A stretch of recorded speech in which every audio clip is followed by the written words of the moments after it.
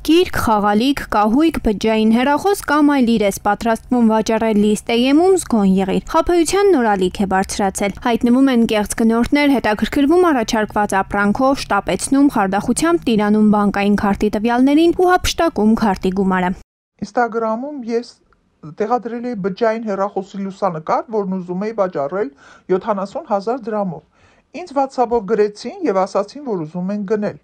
Հայ փոստի հղում ուղարկեցին ու ասացին, որ լրացնեն բանկային տվյալներս։ Կամ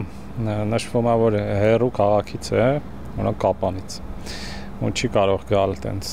Կամ ասում է, ես եմ, օրինակ բնակարան պետք է վարձեմ, ես հիմա Ղազախստանում եմ կամ Մոսկվայում եմ, շուտով գալու եմ, բայց ուզում եմ գումար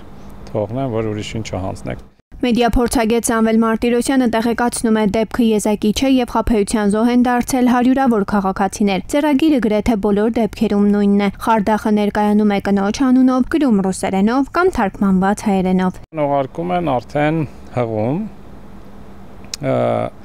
Եթե ապրանք է, ապա առաքման ծառայության, սովորաբար դա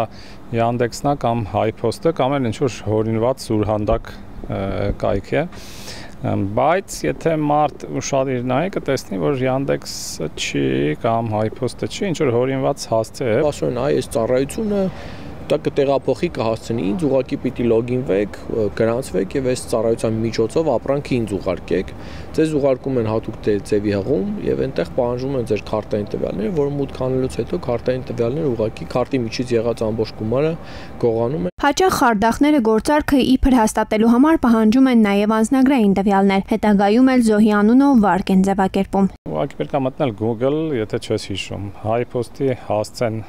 ստուգել ու համեմատել ձեզ ուղարկած հասցեի հետ։ Հավանաբար կազմակերպված հանցախմբեր են գործում։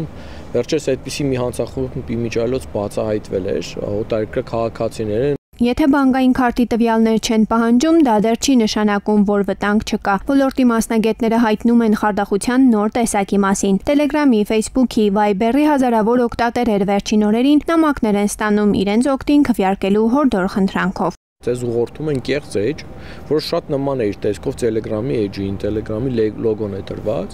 եւ կեղծ էջում պահանջվում է մուտքագրել այն կոդը, որ դուք կստանաք Telegram-ի վրա։ Երբ դուք այդ կոդը մուտքագրում եք, դրանով իսկ հանցագործին հնարավորություն եք տալիս մուտք գործել ձեր հաշիվ։ Եթե չշտապի, կարդա այդ կոդի հետ գայսա տեքստ, որտեղ գրած է. Սա ձեր Telegram-ի վերականգնման կոդն է, հանկարծակի ոչ ոքի չտակ, ոչ միտեղ չգրեք այս կոդը։ Ու տենց